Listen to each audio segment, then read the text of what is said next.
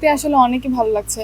কারণ হলো একে তো হলো বৈশাখ মাস, এখন হচ্ছে উৎসব সবকিছু চারিদিকে এসে এখানে সবথেকে বেশি যেটা ভালো লাগছে সেটা হচ্ছে যে হুমায়ুন আহমেদ স্যারের এখানে হচ্ছে সমাধি, তাকে স্মরণ করতে পারছি এখানে এসে। আর শাওন ম্যামকে দেখছি, নিশাতি নিতকে দেখছি, তো ভালো লাগছে। চারিদিকে একদম মানে উৎসব দেন হচ্ছে, বর্ষবরণ হচ্ছে, খুব ভালো লাগছে আসলে। আজকের আয়োজন তো খুবই সুন্দর, আপনারা তো ঘুরে দেখেছেন, খুবই ভালো লাগছে। আর এই যে এটা দেখেন আমাদের বাঙালির ঐতিহ্য, এই মাটির সানকিতে করে এই পান্তা ভাত খাওয়া। সবাই তো টেবিল চেয়ারে খাচ্ছিল, তো ভাবছিলাম যে কিভাবে একটু বাঙালিয়ানা ফিলটা আনা যায়, তো এই জন্যই আর কি মাটিতে বসে খাওয়ার একটু চেষ্টা করছিলাম। মাটির টানের, শেকড়ের টানের যে ঘ্রাণটা, ওটাই নেওয়ার চেষ্টা করছিলাম আর কি।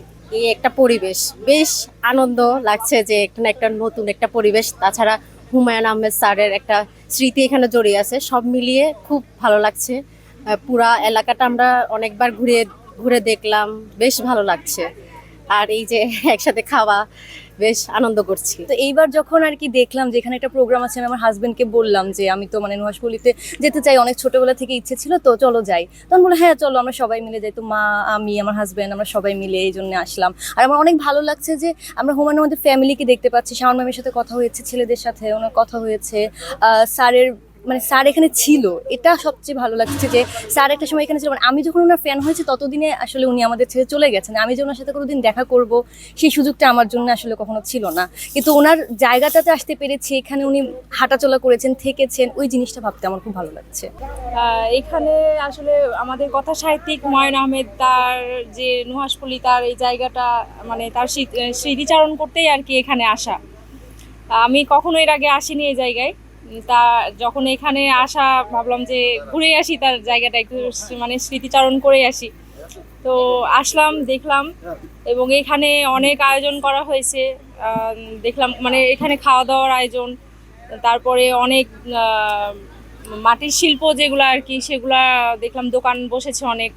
তো সব মিলিয়ে অনেক সুন্দর একটা পরিবেশ। গান বাজনারও আয়োজন আছে বিকালে। তো খুবই সুন্দর। আমরা আসলে 15 বছর পরে আজকে খুব প্রাণ ফিরে পাইছি, কারণ স্যারের ওই এটা ধারাবাহিকতাটা আমরা ধরে রাখতে পারছি। এবছর শাওন ম্যাম হঠাৎ করে উদ্যোগ নিছে, আবার খুব ভালো লাগছে। আমরা কষ্ট হলেও আজকে এটা পালন করতেছি।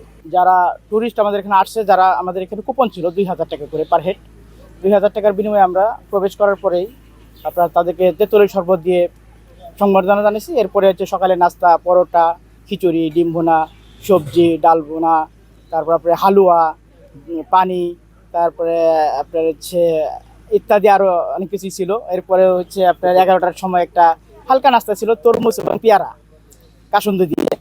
এরপরে আমরা দুপুরের মধ্যাহ্ন ভোজের আয়োজন করেছি, সেখানে হচ্ছে আপনার 10 প্রকার ভর্তা, এরপরে গরু মাংস, দেশি মুরগি, সাদা ভাত, পান্তা ভাত, মুড়িঘণ্ট, পাতলা ডাউল, ড্রিঙ্কস, পানি, দই, মিষ্টি ইত্যাদি ইত্যাদি।